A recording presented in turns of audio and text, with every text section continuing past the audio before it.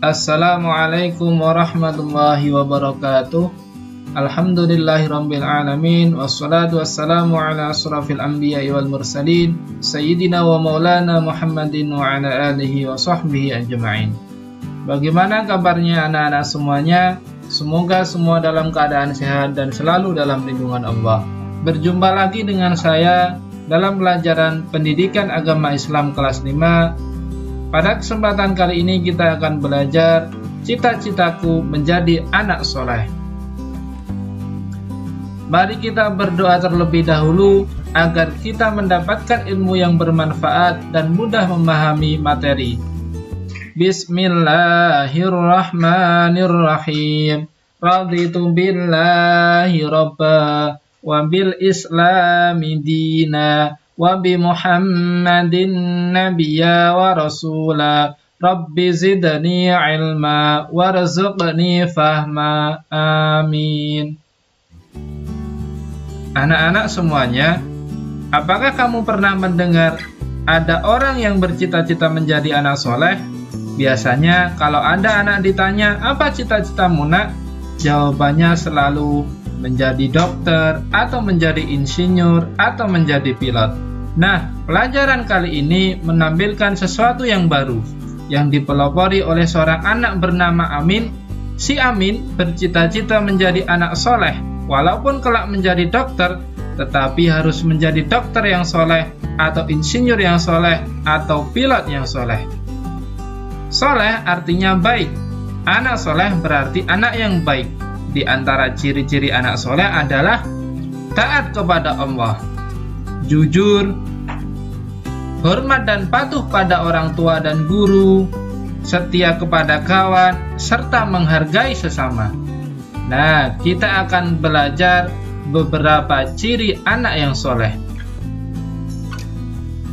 Pertama, tentang jujur. Apa itu jujur? Anak-anak sudah tahu belum? Apa itu jujur? Jujur adalah lurus hati, tidak berbohong, tidak curang, dan tulus. Bersikap jujur kepada Allah Subhanahu wa Ta'ala, bersikap jujur kepada diri sendiri, dan bersikap jujur kepada sesama. Bagaimana contohnya? Nah, ini salah satu bentuk jujur kepada Allah. Ciri-cirinya selalu mentaati perintah Allah Subhanahu wa Ta'ala dimanapun dan kapanpun. Anak-anak walaupun sendirian di rumah, ketika orang tuanya bekerja, harus tetap melaksanakan sholat dan mengaji. Jujur kepada diri sendiri, yaitu dengan cara salah satunya ketika sedang ujian tidak mencontek dan percaya dengan kemampuan dirinya.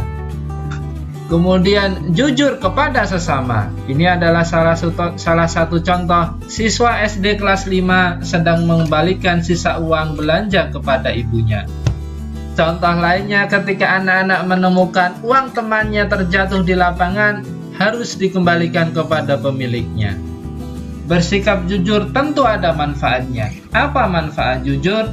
Yang pertama, pasti dicintai oleh Allah, dipercaya orang lain, disenangi teman, hati tentram dan bahagia, dan tentunya selamat dari bahaya. Ciri anak soleh yang kedua adalah hormat dan patuh kepada orang tua dan guru. Dalam gambar ada anak bersalaman dengan orang tuanya. Salah satu perilaku hormat dan patuh kepada orang tua yang pertama, mendengarkan nasihatnya ketika orang tua sedang menasihati. Jangan sekali-kali membantahnya atau membentaknya. Yang kedua, melakukan perintahnya yang baik. Yang ketiga, berbicara lemah lembut dan tidak kasar. Kemudian, bentuk yang keempat, membantu pekerjaan rumah. Hormat dan patuh kepada guru. Dalam gambar, ada seorang ibu guru mengajak muridnya bergotong royong. Bentuk hormat dan patuh yang lain adalah berbicara dengan sikap santun, berbahasa yang baik dan benar. Ketika guru menjelaskan, anak-anak mendengarkan, bersikap rendah hati, dan tidak sombong, serta tidak merasa lebih pintar dari gurunya.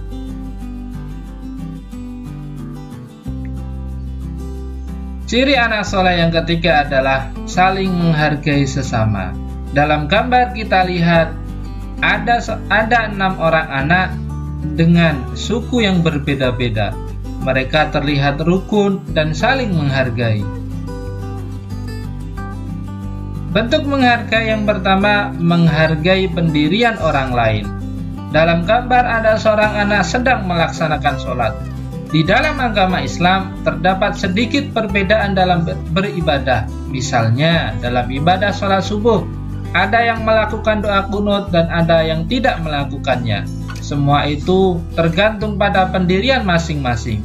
Pendirian inilah yang harus kita hargai karena semua ada tuntunannya. Yang terpenting adalah dilaksanakannya sholat subuh sesuai dengan tuntunan Islam yang diyakininya. Menghargai keyakinan orang lain. Dalam gambar ada 2 orang anak saling bersalaman. Contohnya, Ahmad bertempat tinggal satu lingkungan dengan Stefanus. Mereka juga belajar di sekolah yang sama. Ahmad beragama Islam, sedangkan Stefanus beragama Kristen. Dalam berteman, mereka selalu rukun dan saling menghargai sekalipun mereka berbeda agama.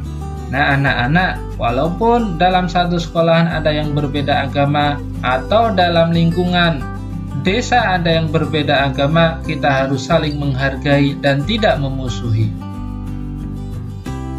Menghargai pendapat orang lain.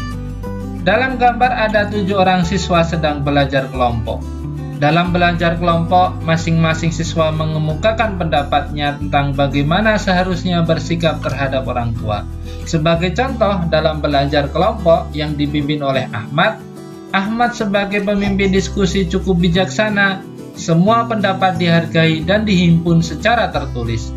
Kemudian ia mengajak teman-teman sekelompoknya merangkum berbagai pendapat tersebut.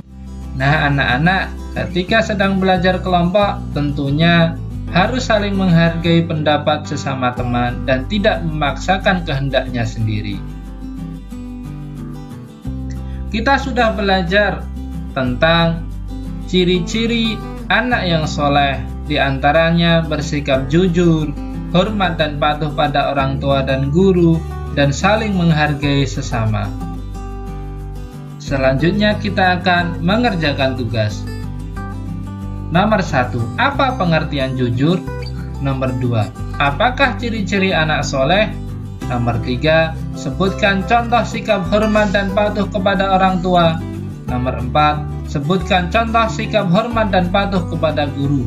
Nomor 5. Bagaimanakah sikap kita terhadap pendirian dan keyakinan orang lain yang berbeda dengan kita? Nomor 6. Bagaimana sikap kita dalam diskusi kelompok apabila muncul berbagai pendapat? Selamat mengerjakan dan tetap jaga kesehatan. Kita akhiri pembelajaran hari ini dengan membaca doa Subhanakallahumma wa bihamdika asyhadu an la ilaha illa anta astaghfiruka wa atubu ilaik. Assalamualaikum warahmatullahi wabarakatuh.